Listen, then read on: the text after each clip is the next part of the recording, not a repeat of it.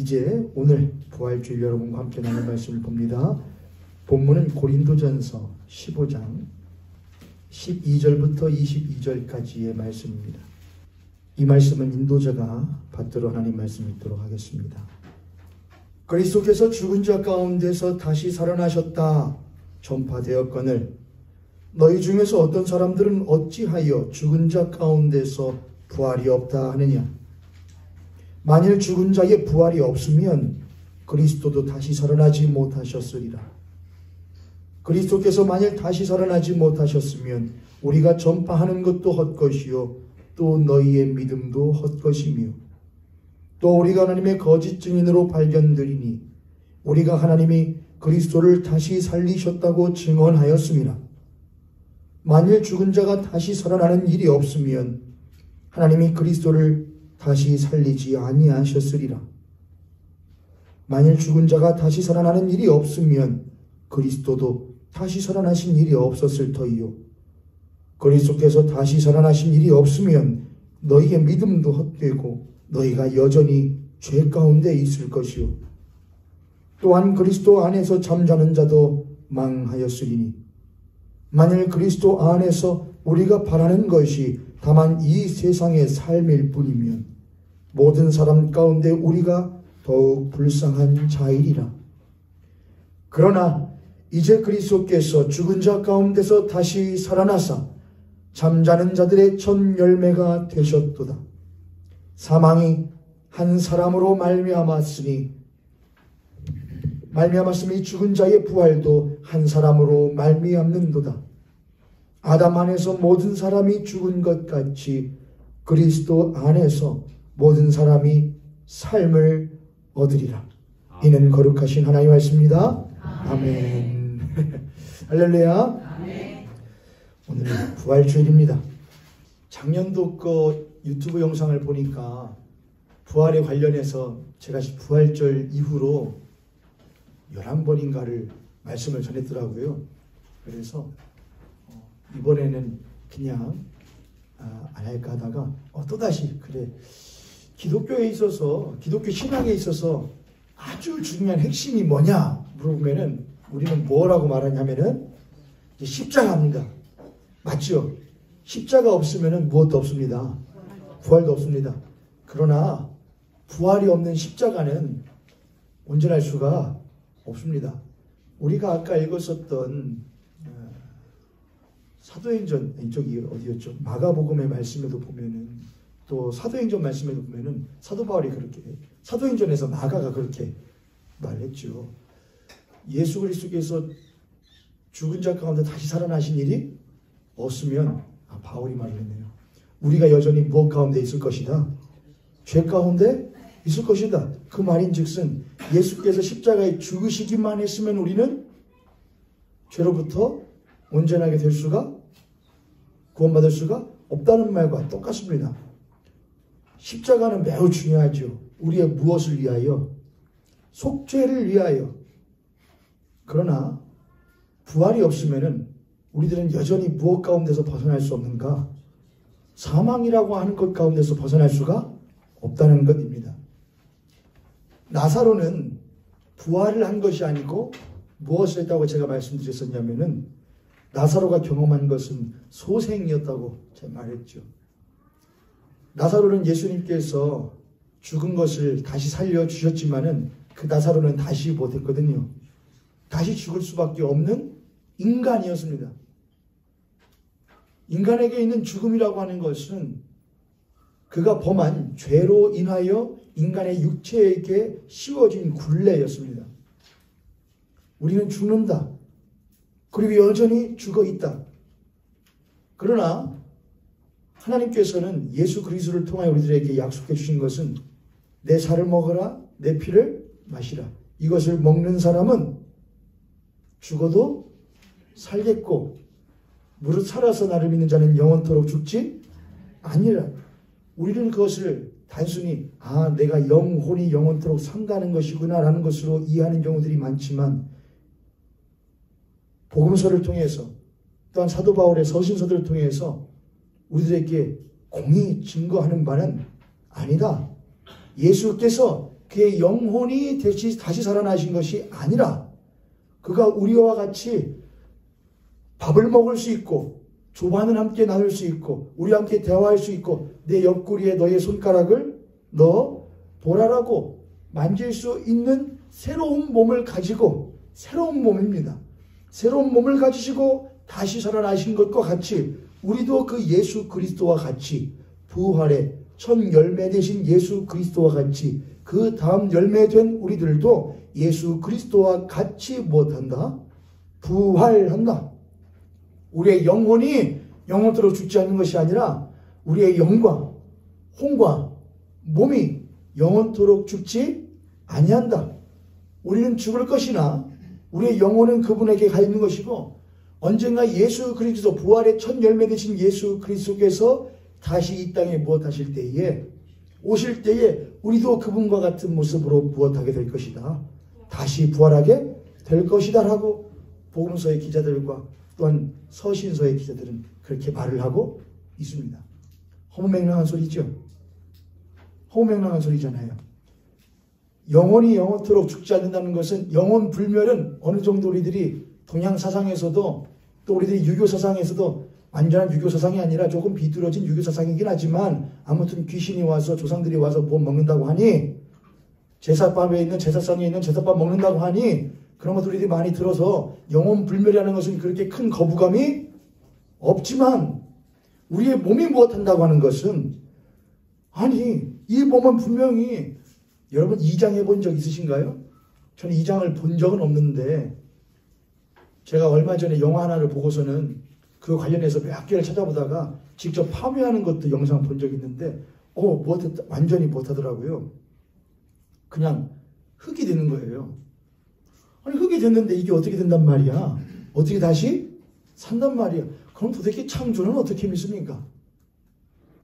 어떻게 창조를 믿어요? 창조를 믿으면 무엇도 믿어지는 것이죠. 부활도 믿어지는 건 당연한 거잖아요. 흙으로 사람을 무엇하셨다? 빚으셨다. 그리고 그 코에 생기를 불어 넣으셨더니 그 사람이 생명, 산 존재가 되었다. 했으면 내가 혹 죽어 백골이 진토되어 넋이라도 있고 없고 될지라도 나를 지으시니까 다시 무엇하신다면은 다시 빚으신다면 난 다시 무엇하는 것이지 사는 것이지. 그럼 우리들에게 믿음으로서는 큰 문제가 절대 되어서는 안 됩니다. 창조하신 하나님이 예수 그리스도를 통하여 나를 다시금 무엇하실 것이다. 새로운 몸으로 부활케 하실 것이다. 나는 그것을 무엇한다? 믿는다 이겁니다. 그러나 목에 칼이 들어와도 믿느냐 하는 것은 좀 다른 문제입니다. 실제로 목사님들 가운데서도 십자가는 믿지만 부활은 믿지 않은 목사님들도 많이 있고 신학을 가르치는 교수들 가운데도 십자가는 인정하지만 부활은 인정하지 않는 신학자들도 있습니다. 하물며 성도님들 가운데에 십자가는 내가 이겨야지. 나를 위해 나 같은 죄인을 사랑하사 십자가에 무엇하여 주신 것, 못 박혀 죽으신 것은 내가 무엇해? 인정하지만 그가 무엇하셨다는 것은 부활하셨다는 것은 내가 그건 좀 믿기가 이성적으로 논리적으로 이해가 되지 않네라고 하는 성도님들도 저는 계시리라 생각을 합니다. 한번 거수해 볼까요? 나는 예수 그리스도의 부활이 솔직하게 예수 그리스도의 부활이 십자가는 믿어지지만 예수 그리스도의 부활이 믿어지지는 않는다 하시는 분 혹시 계십니까? 만약 우리들에게 부활의 신앙이 없다고 한다면 사도 바울은 고린도전서에서 이렇게 말합니다. 우리들에게 만약 멋이 없다고 한다면 고린도서 15장 다시 한번 볼까요? 만일 죽은 자가 16절입니다. 13절부터 볼게요. 만일 죽은 자의 부활이 없으면 그리스도도 다시 살아나지 못하셨으리라. 그리스도께서 만일 다시 살아나지 못하셨으면 부활하지 않으셨으면 못하셨으면 우리가 너희들에게 이 전파하는 복음이라는 것도 무엇이요? 헛것이요. 또한 너희들이 믿는다고 하는 그 믿음도 무엇이다? 십자가의 믿음? 하나님이 사랑하셔서 우리가 했던 그 모든 믿음이 부활이 없으면 못한 거다. 사도 바울은 분명히 부활이 없으면 헛것이다. 고린도전서 15장 조금 더 위로 올라가 보면 이렇게 쓰여 있습니다. 1절 형제들아 내가 너희에게 전한 복음이든 고린도 교회에 있는 형제와 자매들, 교회 공동체에게 사도 바울이 쓴 편지가 고린도 전서인데, 형제들아, 너희에게 내가 전한 복음을 너희에게 알게 하노니 이는 너희가 받은 것이요 또 그 가운데 선 것이라. 너희가 만일 내가 전한 그 복음, 그 말을 굳게 지키고 헛되이 믿지 아니하였으면 그것으로 말미암아 구원을 받으리라. 무엇으로 말미암아? 복음으로 말이에요. 복음으로요. 그럼 복음이 무엇인지를 사도 바울이 이제 말을 해야겠지요. 3절. 내가 받은 것. 나도 그 복음을 받았는데, 나도 그 복음을 받아 그 복음으로 말미암아 구원을 받았는데, 그 복음이 무엇이냐? 내가 받은 것을 먼저 너에게 전하노니 이 복음이라는 것은 이렇게 쓰여 있습니다. 한번 읽어볼까요? 시작. 성경대로 그리스도께서 우리 죄를 위하여 죽으시고, 그 다음 4절입니다. 시작. 장사 지낸 바 되셨다가 성경대로 사흘 만에 다시 살아나사. 요겁니다. 복음은 무엇이냐? 성경대로 그리스도께서 우리를 위하여 무엇하셨고 죽으셨고, 또한 무엇하셨다? 장사 지낸 바 되셨다가 사흘 만에 다시 살아나사. 이 두 가지가 내가 받은 복음이며 또한 내가 너희들에게 전한 복음이라는 겁니다. 이 복음을 너희들이 믿으면 구원을 받으리라고 사도 바울이 말하는 것이죠. 다시 우리는 복음으로 말미암아 구원을 받습니다. 예수 그리스도께서 우리에게 전하여 주신, 몸소 전하여 주신 복음으로 말미암아 우리는 구원을 받는데, 그 복음은 두 가지다 이겁니다. 첫 번째는 성경대로 그가 우리의 죄를 위하여 십자가에 못하시고 죽으시고 장사 지낸 바 되셨다가 사흘 만에 다시 못하셨다. 살아나셨다. 이것이 바로 무엇이다? 우리의 구원을 가능케 하는 기쁜 소식, 복음이라는 겁니다. 할렐루야. 만약 여러분이 하나만 믿으신다면 그건 복음이 될 수가, 온전한 복음이 될 수가 없다는 겁니다. 구원에 이르게 할 수가 없다는 겁니다. 그러면 이것은 무엇만 우리에게 허락해 줄 수 있느냐? 우리가 이 땅에 살아갈 동안 우리의 마음에 어느 정도의 평안과 위안을 줄 수 있을 겁니다. 나 같은 사람을 하나님 못하신대. 사랑하신대잖아. 다른 사람들은, 친구들은, 형제들은 누구는 나를 버려도 주 예수는 나를 버리지 않는데. 좋아요. 얼마나 좋아요. 그러나 그것은 언제까지냐? 이 땅에서 육신 가지고 살아갈 동안만입니다. 여러분은 그렇게 예수 그리스도라는 이러한 평안과 위로를 어느 정도는 받다가 뭐 하실 것이냐? 영원토록 죽을 것입니다. 그러나 예수 그리스도가 우리에게 주고자 하셨던 것은 뭐냐? 하나님이 우리들에게 예수를 통하여 주고자 하셨던 것은 무엇이냐? 영원한 삶이며 영원한 생명이지 한시적인 삶과 한시적인 위로가 절대로 아니었다는 것입니다. 제가 얼마 전에 꿈을 꿨는데, 저희 아이가 간 거예요. 먼저. 제가 보는 앞에서. 사고로. 근데 꿈이었지만 실감이 안 나더라고요. 꿈이지만은 실감이 안 나고, 장로 뭔가 하다가 앉아가지고 몇몇 사람들하고 이야기를 하다가 거기서 이제 그제서야 북받쳐서 내가 다시는 이제 그 아이를 볼 수 없다는 거잖아. 다시는 그 아이를 만질 수가 없다는 거잖아. 막 하면서 하다가 깼어요. 울다가 깼어요. 그때 봤더니 새벽 5시 몇 분이더라고요. 그런데 저쪽 방에서 뒤척뒤척거리는 소리가 나니까 어찌나 그게 반가워요. 꿈이구나. 걔 있구나. 그런 생각을 했어요. 야, 이 아이가 하나님 정말 소원이 하나 있다면은 내가 먼저 못하고 싶습니다. 내가 이 아이가 먼저 가는 것을 보면은 못할 것 같습니다.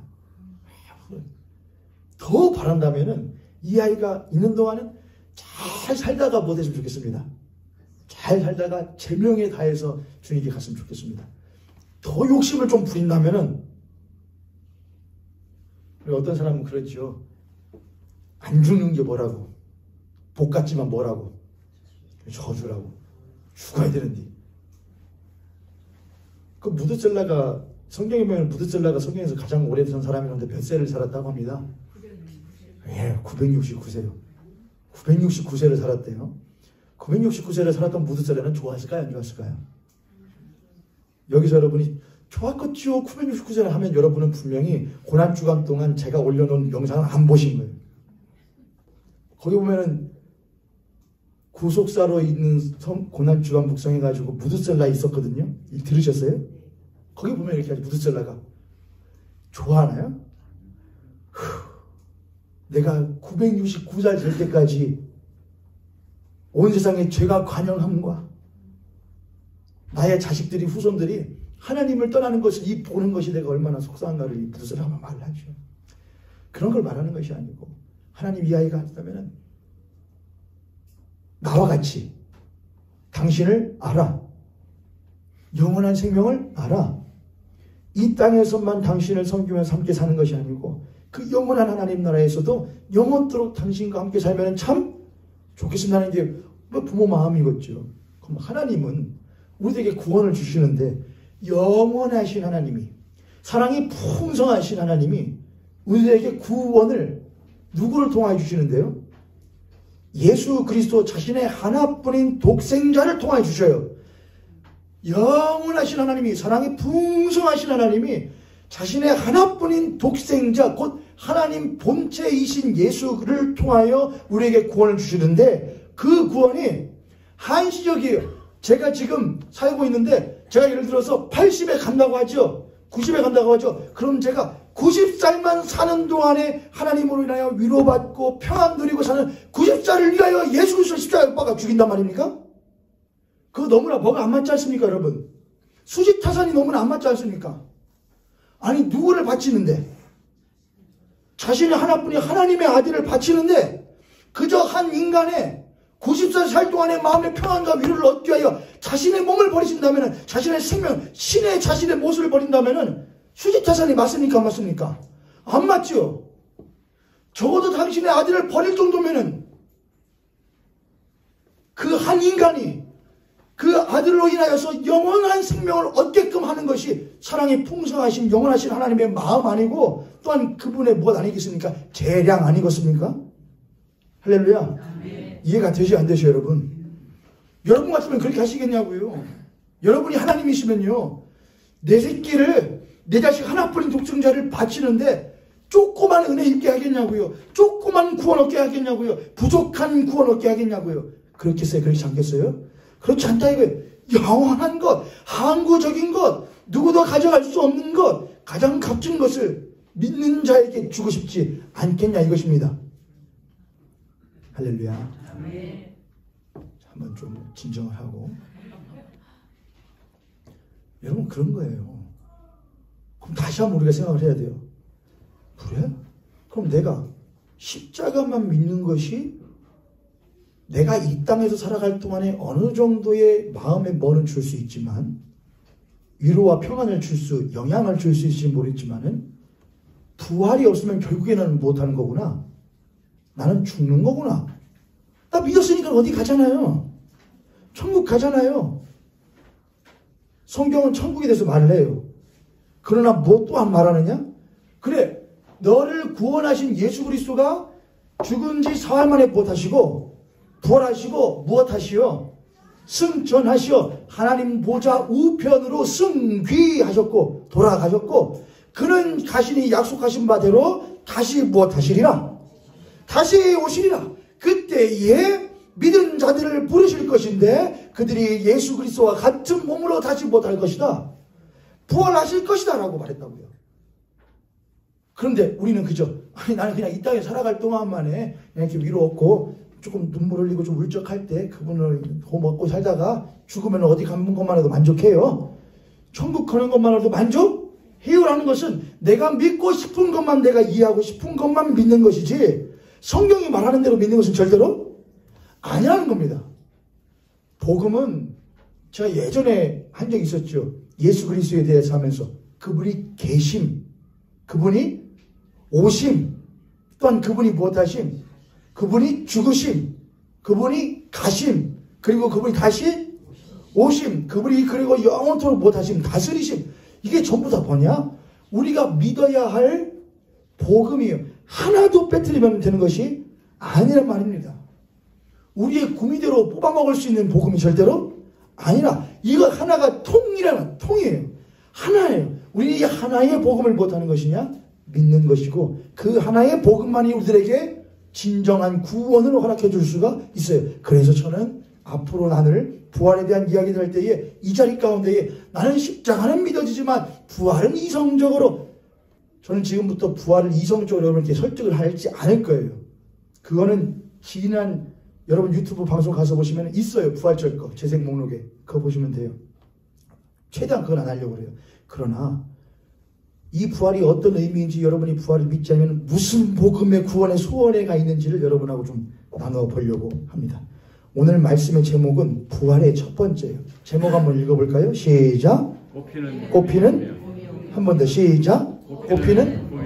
꽃피는 봄이 오면 하면은 뭐가 생각나죠? 노래가요. 봄이 오면 사내들의 진달래 피네 진달래. 요거 생각나지 않으세요? 꽃피는 봄이 오면 진달래 피네 진달래 피는 거지. 그것을 가지고 제가 이 말씀을 전했는데, 말씀 말무리에 가면은 아 이게 그럴 수 있겠구나 생각하실 것 같아요. 우선은 여기까지 가기 위해서 몇 가지를 조금 하나씩 단계를 밟아 가야겠습니다. 예수 그리스도의 부활이라는 것이 역사적으로 증명할 수 있는 것인가, 그에 대해서는 제가 하지 않겠다고 그랬죠. 막 찾아보고 책을 옆에다 싸놓고선 막 써보고 했는데 이해는 되겠어요. 그렇게 하는 거구나.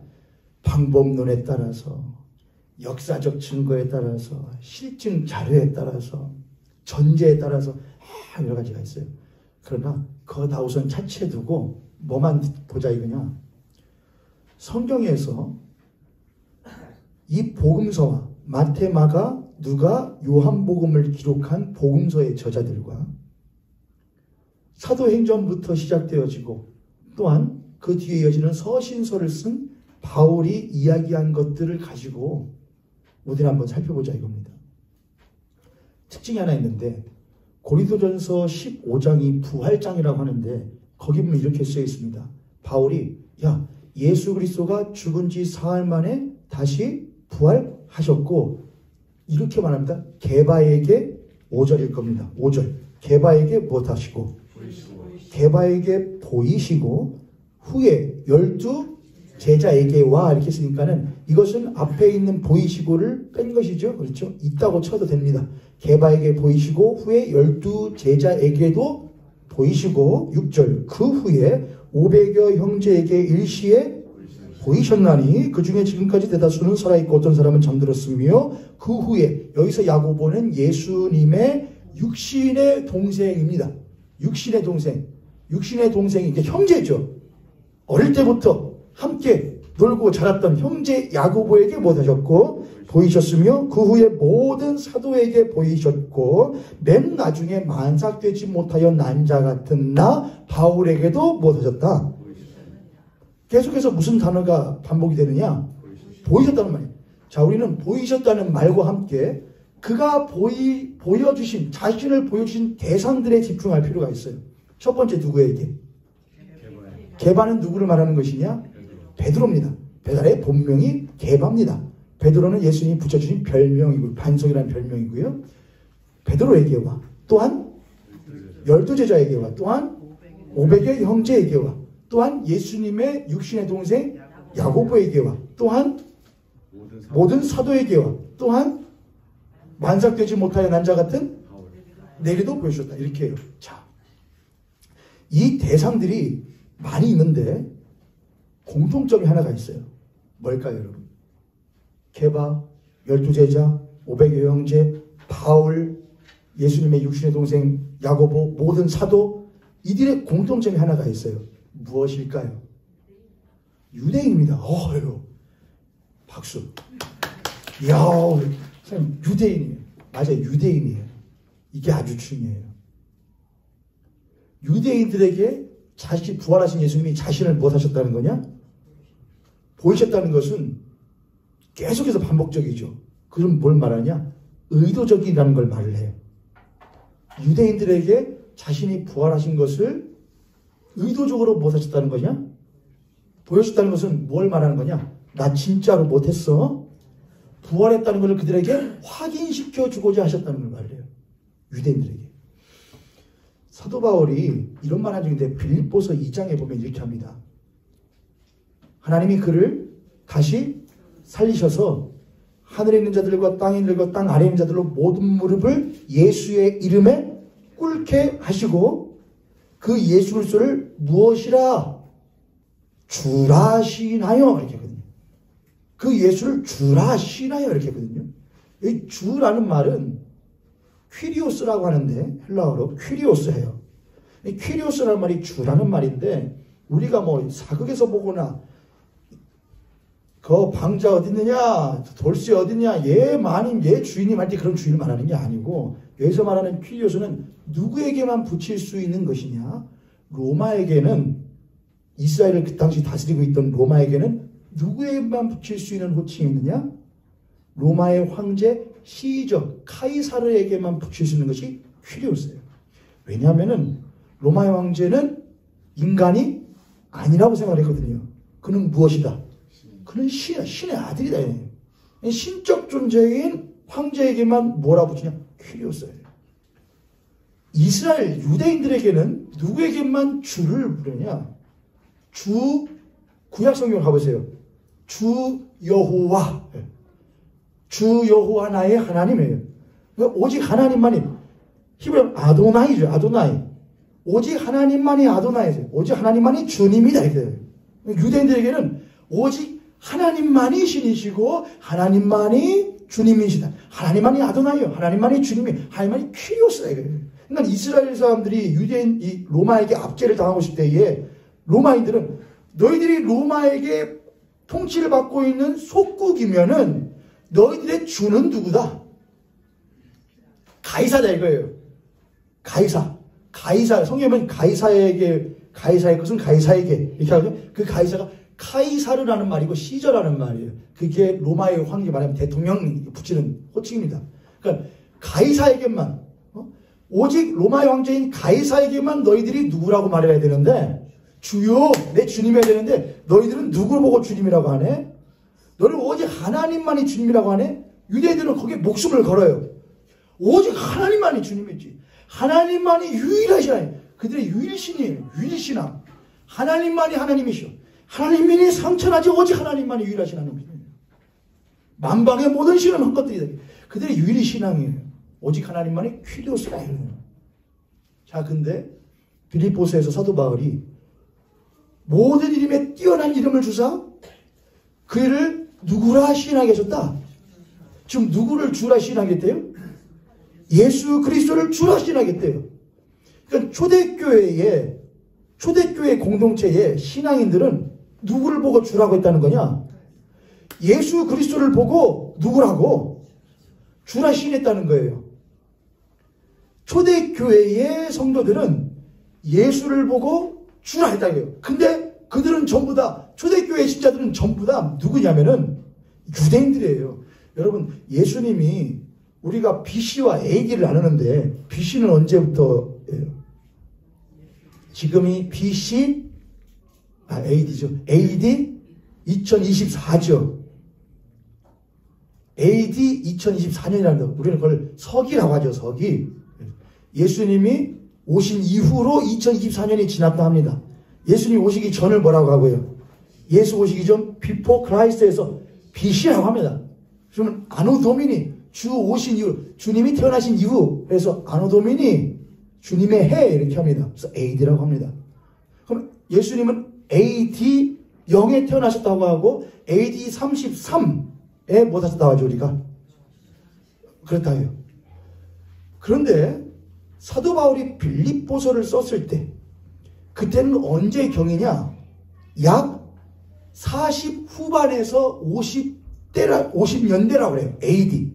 그러면 예수님이 십자가에서 죽으신 지 몇 년이 지난 때쯤이냐? 해봐야 10년 또는 15년 지난 때예요. 물론 이들이 고백했던 것들은 고린도전서는 이방에 있는 교회들에게도 쓴 편지들이고 에베소, 빌립보, 골로새 전부 다 그렇지만은 사도 바울은 뭐라고 했냐면은 이렇게 했죠. 내가 너희들에게 전한 복음은 나 또한 못한 복음이다 그러냐? 받은 복음이고 들은 복음이다 그래요. 그럼 그는 누구에게 들었느냐? 사도들에게 들었겠죠. 그 앞섰던 사도들과 형제들에게 들었겠죠. 예수 그리스도의 십자가의 죽으심과 부활을 들은 이들에게 들었겠죠. 그럼 그들은 언제쯤이냐? 예수님이 십자가에 죽으시고 막 이제 교회가 못했냐? 생기기 시작했어요. 교회는 예수 그리스도가 주이시다라고 말했던 자들이 모인 게 교회예요. 그럼 처음에는 사도 바울이 있기 전에는 이방으로 이스라엘 바깥으로 복음이 전해지지가 않았어요. 오직 어디 안에서만 있었느냐? 이스라엘 안에서만 유대인들만이 예수 그리스도를 뭐라 했냐? 주라 신한 자들만 교회로서 모였다 이 말이에요.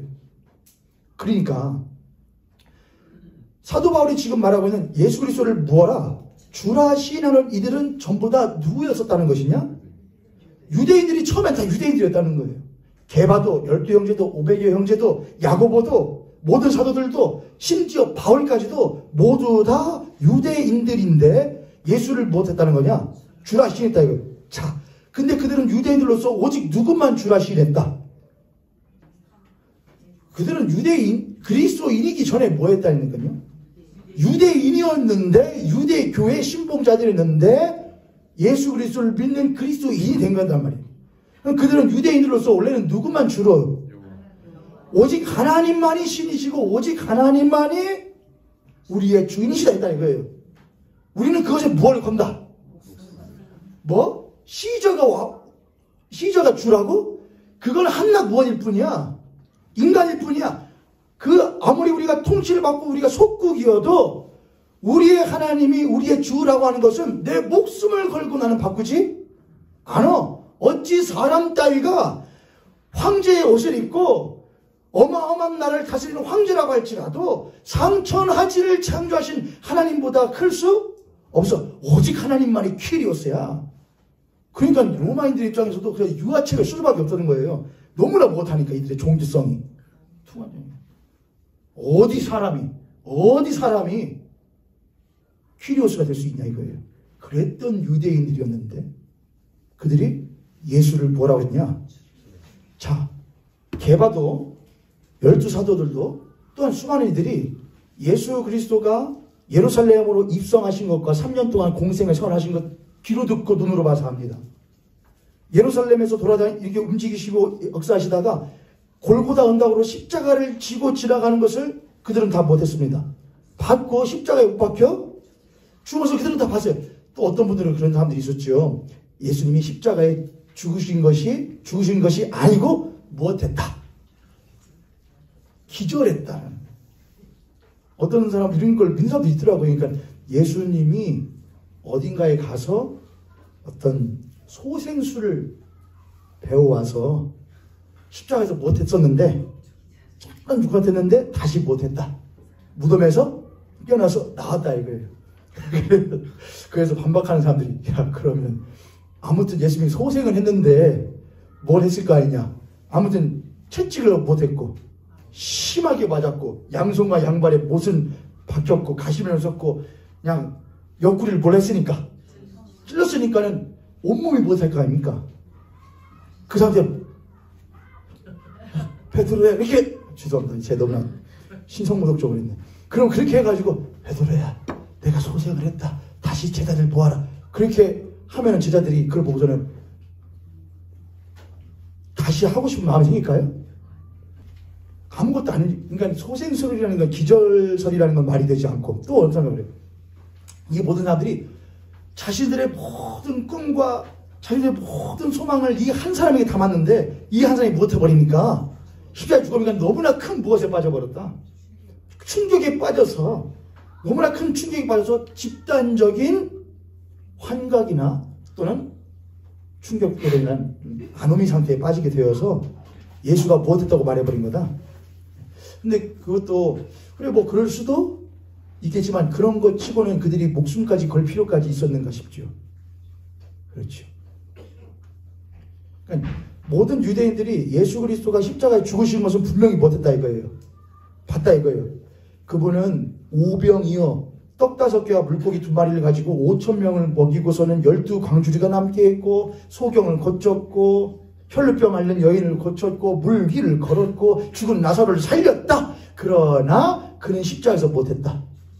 죽었다 하면 끝이에요. 뭐만 남아요? 아 옛날에 그랬었지 그 사람이. 아 옛날에 그 사람이 그런 일도 했었지. 아 옛날에 그 사람이 그런 좋은 일도 했었지. 했었지. 누가요? 그 사람이에요. 그 사람이 그런 일도 했었지. 왜요? 무엇 했으니까요? 죽었으니까요. 위대한 일을 했던 무엇이에요? 사람이에요. 엄청난 일을 했던 사람이에요. 엄청난 일을 했고 위대한 일을 했지만 그가 무엇이라는 것은 변함이 없느냐? 사람이라는 건 변함이 없다 이거예요. 그게 유대인들의 관점 아니겠어요, 여러분? 예수를 따르던 게바도 12형제도 500여 형제들도 전부 다 엄청났었어. 정말 끝내줬었지. 나 위로 많이 받았어. 하지만 그도 무엇했어? 죽은 사람이야. 그도 죽음을 이길 수 없는 사람이야. 라는 것이 유대인들의 견해가 아니었겠습니까? 근데 그랬던 유대인들이 그 예수를 뭐라고 했다는 거예요? 그들에겐 주는 누구밖에 없는데 하나님만 주인데 예수를 보고 뭐라고 했다는 거예요? 주라 했으니까 그 예수가 그 누구라는 거예요? 하나님이라고 했다는 거예요. 여러분 그러니까 시대 주고 봤어요. 분명히 죽었어요. 늑골 사이로 창을 찔러서 심장을 찔러서 물이 쏟아져 나오는 걸 봤어요. 분명히 죽었어요. 죽은 사람이에요. 근데 그 사이에 무슨 일이 있었길래 그들이 그 죽은 사람 보고 뭐라고 말했다?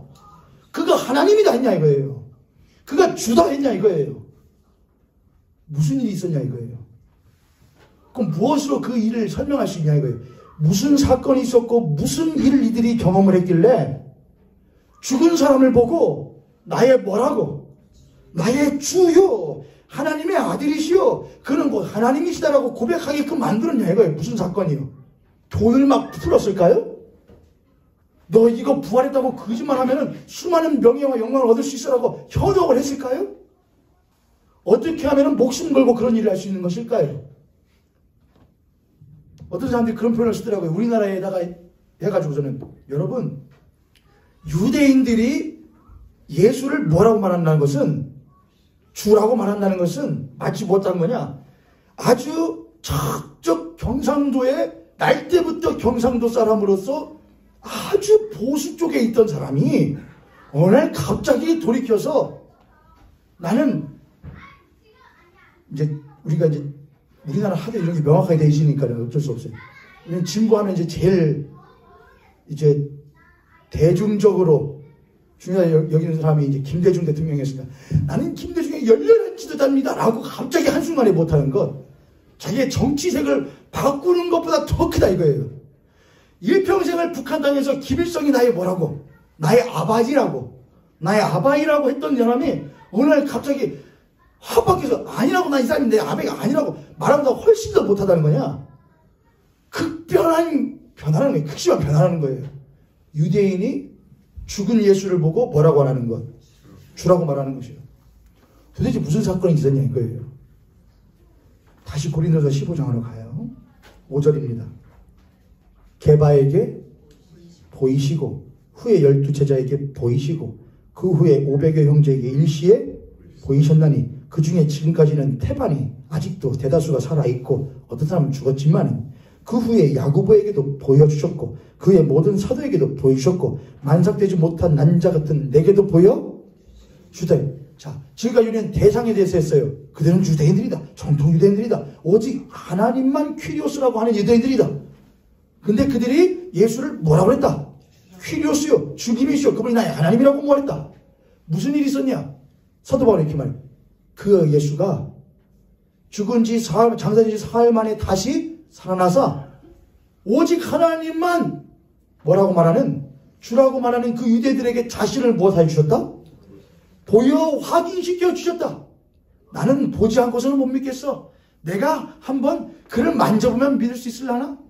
예수께서 그렇게 말했던 제자 도마에게 와서 내 옆구리에 너의 손을 내 손바닥을 해보고 손바닥에 구멍을 옆구리에 도마가 넣었어요 안 넣었어요? 넣었다는 말은 없죠. 넣었다는 말은 없어요. 뭐라고 하고 고백만 나오죠. 네 주이시오 네 하나님이십니다. 그렇게만 말하죠. 뭐 어디에는 도마의 손가락이 어디에 있다고 하더라고요. 너들 안 썼고 그게 뭐 중요한가요? 썼나 안 썼나. 아무튼 그러니까는 예수님께서 직접 그들에게 뭘 해주셨던 거냐? 자신이 살아나신 것을 그들에게 확인시켜 줬다는 거예요. 그렇게 하지 않고서는 오직 하나님만이 우리의 주님이시고 아무리 로마의 황제가 삐까뻔쩍해도 그는 그저 무엇할 뿐인, 그렇게 살다가 죽을 뿐인 사람이라는 것을 철저하게 믿고 오직 하나님만 믿는, 거기에 목숨 거는 유대인들이 무엇하지 않고서는 자신을 그들에게 보여주지 않으시고서는 그들이 절대로 무엇하지 못할 것이다. 목숨 걸어 그분이 하나님이라고 말할 수가 있겠냐 이거예요. 그렇죠 여러분? 제가 생각할 때는 그게 이성적으로 맞지 않아요? 아무튼 그들은 목숨 걸었다. 12제자 가운데에 사도 요한을 제외하고서는 모두가 무엇을 당했다? 순교를 당했다. 많은 초대교회의 성도들이 순교를 당했다. 그들은 왜 목숨 걸고 순교를 당했는가? 그렇게 할 만한 가치가 있었는가? 그냥 십자가에 죽을 뿐인 한 인간에게, 십자가에 죽을 뿐인 한 인간에게는 그럴 가치가 없다. 혹 그럴 수 있을지라도 이렇게 수많은 사람들이 그렇게 자신의 가치관과 자신의 세계관을 버려가면서까지 예수를 주라 부르면서까지 목숨 버릴 만한 가치가 그에게 있었는가? 십자가에 죽은 예수에게? 그들에게는 십자가에 죽은 예수 말고 한 가지가 더 있었다 이겁니다. 죽은 지 사흘 만에 부활하사 그가 나에게 찾아 오셔서 나에게 말하여 주셨다. 나는 그와 함께 밥을 함께 먹었다. 말씀을 나누었다. 이야기했다. 그들은 그를 봤다 이겁니다. 난 그를 확인했다 이겁니다. 그가 살아나던 걸 확인했답니다. 그랬기에 내가 어찌 유대인으로서 하나님만이 오직 주님이라고 했던 내가 어찌 십자가에 죽었을 뿐인 한 인간에게 주라고 할 수 있겠냐? 그가 무엇하지 않으시고 나서는, 부활하지 않으시고 나서는 내가 어떻게 그를 주라고 말하지 않을 수가 있었겠는가? 할렐루야. 우리 옆에 성도님, 앞에 성도님 보시고 우리 그렇게 한번 축복합니다. 예수님께서 참으로 다시 살아나셨습니다. 예수님의 부활이 없으면 당신과 나의 구원도 헛것입니다. 아멘. 좀 저한테 재주가 있나 봐요.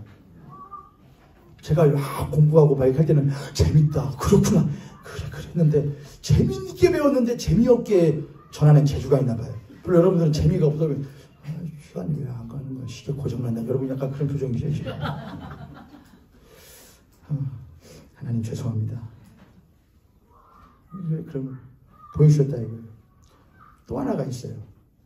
여러분 지금 뭐 끝난 것이 아니었습니다.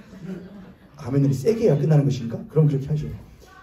하나가 더 있어요. 뭐냐면은 이스라엘 백성들에게 있어서 메시아 사상이라는 게 있었거든요. 메시아가 뭐냐면은 구원할 자라 이게 구원자라 이거죠. 근데 이스라엘 백성들에게 있어서 메시아라는 존재는 사실 많이 있었어요. 많이. 심지어 로마에게 통치를 당하고 있을 때에도 이스라엘 백성에는 메시아라 여겨질 만한 사람들이 있었어요. 그래서 로마와 말하자면 우리나라가 항일 투쟁을 했던 것처럼, 항일 투사들이 있었던 것처럼 로마에게 항로마 했던 투사들이 이스라엘 백성들에게도 있지 않았겠어요? 그들을 이스라엘 백성들은 뭐라고 생각했느냐? 메시아에, 메시아다, 메시아. 그런 사람을 뭐라고는 하지만은, 메시아라고는 하지만은 뭐라고 하진 않느냐? 주라고 하진 않는다 이거예요. 주라고 하지는. 근데 예수 그리스도는 로마에 대하여서 그렇게 할 수 있을 만한 충분한 이적과 기적과 영향력을 가지고 있었지만은 그는 메시아로서만 자신의 자리를 말기마신 것이 아니고 무엇으로 서셨느냐? 난 메시아가 아니야. 메시아는 너희들에게 하나의 흐름을 주고 운동을 주고 역사를 일으키지만은 그도 하나의 뭐일 뿐이잖아. 사람일 뿐이지만 나는 하나님이야. 하나님이야.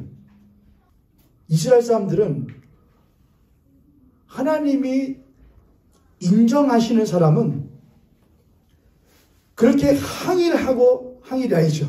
로마에서 압제에 대해서 하여도 그가 혹 죽어도, 그게 로마에 대해서 한 거 하여도, 그러다가 혹 무엇한다고 하여도, 죽는다고 하여도 그의 죽음이 무엇한 죽음이면, 만약 하나님 보시기에 의로운 죽음이면은 하나님이 그를 무엇하실 것이다? 다시 살리실 것이다라는 믿음이 있었거든요. 그때가 언제냐면은 로마에게 통치를 받고 있던 시기였어요. 우리가 로마에 대해서 이렇게 하더라도 그것이 하나님 보시기에 못하면은 의롭다고 인정받으면 하나님이 그를 다시 못하실 것이다. 살리실 것이다라는 신앙이 그들에게 있었어요. 근데 예수가 뭐 어떻게든요? 십자가에서 그냥 죽었거든요. 그래서 이스라엘 백성들 가운데 유대인들 가운데 무슨 생각을 가진 이들이 있었냐? 야, 그도 무엇한 사람이구나. 인정받지 못한 사람이구나 라는 인식이 있었단 말이에요. 근데 십자가에서 다시 못했을 때에 그가 사흘 만에 다시 못하셨을 때에 부활하셨을 때에 유대인들에게는 무엇을 인식되는 것이냐? 아, 예수 그리스도와 그가 행한 모든 일이 하나님께 무엇하다고 인정받는 것이구나. 의롭다고 인정받는 거구나라는 인식이 있는 거예요. 예? 예수 그리스도가 행하신 일과 그가 하나님이 그를 죽은 자 가운데 다시 부활하게 하심으로 말미암아, 여기 중요한 게 있어요. 예수가 자기 스스로 부활하는 것이 아니라 이거예요. 예수님이 나 이제 죽었으니까 할 일 다 했죠 하나님, 나 이제 다시 살아나요가 아니에요. 하나님이 그를 죽은 자 가운데 다시 살리셨다 이거예요. 왜요? 그의 행한 일이 무엇하다? 의롭다고 무엇받기 때문이냐? 인정받기 때문이다 이거예요. 그래서 예수 그리스도의 부활이라는 것이 그리스도인들에게 주는 의미 두 번째가 뭐냐? 첫 번째는 예수 그리스도의 부활이라는 것은 그가 단순히 한 사람이 아니라 무엇이라는 것을 말하는 것이다. 그가 하나님이시라는 것을 말하는 것이다. 우리는 한 위대한 인물로서의 예수를 지금 따르고 있는 것이 아니고 우리는 누구를 믿고 따르고 있는 것이다. 하나님이신 예수 그리스도를 믿고 따르고 있는 것이다. 두 번째는 그 예수 그리스도의 십자가의 죽으심을 그리고 그가 행하신 모든 일을 누가 옳다 인정하셨다. 하나님이 옳다 인정하셨다. 그렇게 그를 다시 무엇하셨다? 살리셨다 이거예요. 그러므로 내가 예수 그리스도를 쫓고 따르는 나의 이 신앙이라는 것도 내가 올바로 믿어서가 아니라 내가 믿고 따르는 예수 그리스도로 말미암아 하나님이 나를 무엇하다고 인정하시는 것이다. 의롭다고 인정하실 것이고 의롭다고 인정하신 예수 그리스도를 부활하게 하신 것처럼 그 예수 그리스도를 쫓는 나 또한 그 예수를 쫓는 나 또한 하나님께서 의롭다고 인정하여 무엇하실 것이다. 부활하실 것이다 라는 신앙이 우리에게 있는 거예요. 이해되셨어요 여러분? 말씀 제목이 뭐죠 여러분? 꽃피는 봄이 오면이에요. 부활의 마지막 세 가지 의미가 있는데 그게 뭐냐면은 예수 그리스도는 하나님이시다. 예수 그리스도를 하나님께서 의롭다고 하셨고 그를 믿는 자들을 예수를 믿기에 못하셨다. 의롭다고 하셨다. 그럼 그 예수 그리스도는 자신의 부활을 어디에다가 새겨두셨을까? 하나님은 그 예수 그리스도의 부활을 어디다가 잘 숨겨두시고 새겨두셨을까요? 부활이라고 하는 것은 2000여 년 전 이스라엘 땅에서 일어난 역사적인 사건이지만 예수 그리스도의 부활이라고 하는 것은 이미 누구에게는 가지고 있었던 계획이냐? 하나님의 마음 가운데는 이미 품고 있었던 계획이에요. 언제부터요? 창세 전부터요. 예수로 말미암아 모든 이에게 의로움을, 예수로 말미암아 모든 이에게 생명을, 예수로 말미암아 모든 이에게 삶을 주고자 하시는 것은 하나님의 오랜 소망이고 계획이셨다 이거예요. 그리고 그는 그 소망을 가지고 모든 만물을 창조하시고 그들에게 삶을 부여하셨어요. 그러므로 그가 만드신 모든 만물에는 그의 그 마음이, 신성이, 능력이 분명히 보여 알려져 있어요. 그래서 우리는 한 해가 지나 돌아서 사시사철이 돌아 봄이 오면은 우리는 늘 그리스도인으로서 무엇을 확인하게 되느냐? 부활을 경험하게 돼요. 부활을 목도하게 돼요. 꽃이 피는 것과 우미 트는 것과 봄바람이, 봄내음이 오는 것을 보면서 꽃피는 봄이 오면 우리는 무엇을 다시금 확인하게 되느냐? 봄 내음 가운데에 들판에 잡초들, 풀들, 꽃들, 들꽃들 가운데에 아름다운 벚꽃 가운데에 매화 속에 목련 속에 새겨놓으신 하나님의 그 귀한 부활의 마음을 우리는 읽게 돼요. 더불어 그 부활을 누구에게 가장 많이 새겨놓으셨느냐? 바로 사람이에요. 사람. 분명히 땅에다가 씨앗 5개를 심었는데 봄이 되었더니 몇 개만 나오느냐? 우미 4개만 돋아요. 그러면 그 하나는 못했다는 거잖아요. 살지 못하고 죽었다는 거잖아요. 그럼 심은 사람은 그에 대해서 무엇을 느끼느냐? 안타까움을 느낍니다. 어찌하여 살지 못하고 죽었니? 삶을 주길 원했고 생명 주길 원했는데 어찌하여 살지 못했니라고 하는 거예요. 하나님의 부활이라고 하는 것은 살길 원하시는 거예요. 근데 죽어요. 살지를 못해요. 하나님의 마음은 부활, 다시 살길 하는 거예요. 부활이라는 것은 말 그대로 다시 부살활이잖아요. 다시 사는 거예요. 그럼 다시 산다는 것은 원래 못했다는 것이죠. 죽기 전에 살아있었다는 거잖아요. 그런데 죽었으니까 다시 살다는 거잖아요. 원래 너에게 삶을 주었는데, 원래 내가 너에게 생명을 주었는데 왜 죽었냐 이거예요. 왜 살지 못했냐 이거예요. 너희들에게 무엇이 필요하다 이거예요. 다시 삶이 필요하다 이거예요. 그 마음을 아는 그리스도인들은 살지 못한 이들을 보면서 미처 살지 못한, 미처 살아내지 못한, 미처 살아가고 있지 못한 이들을 보면서 안타까움을 느껴야 해요. 어찌하여 빨리 져버렸니? 어찌하여 꽃이 빨리 져버렸어?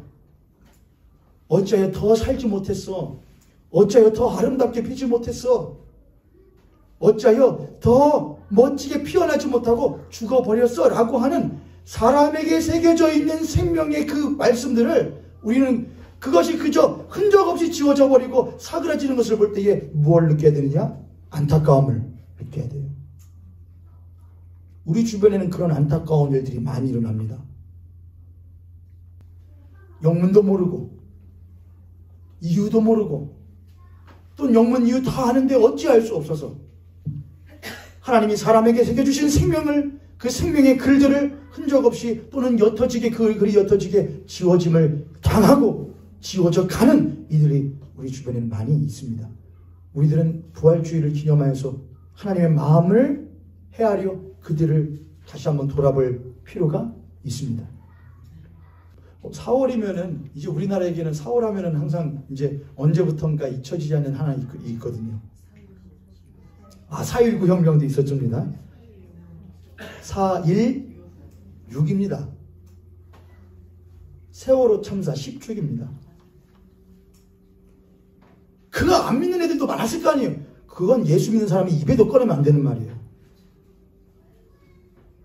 믿고 안 믿고를 떠나서 모든 사람의 생명은 누가 주신 거야?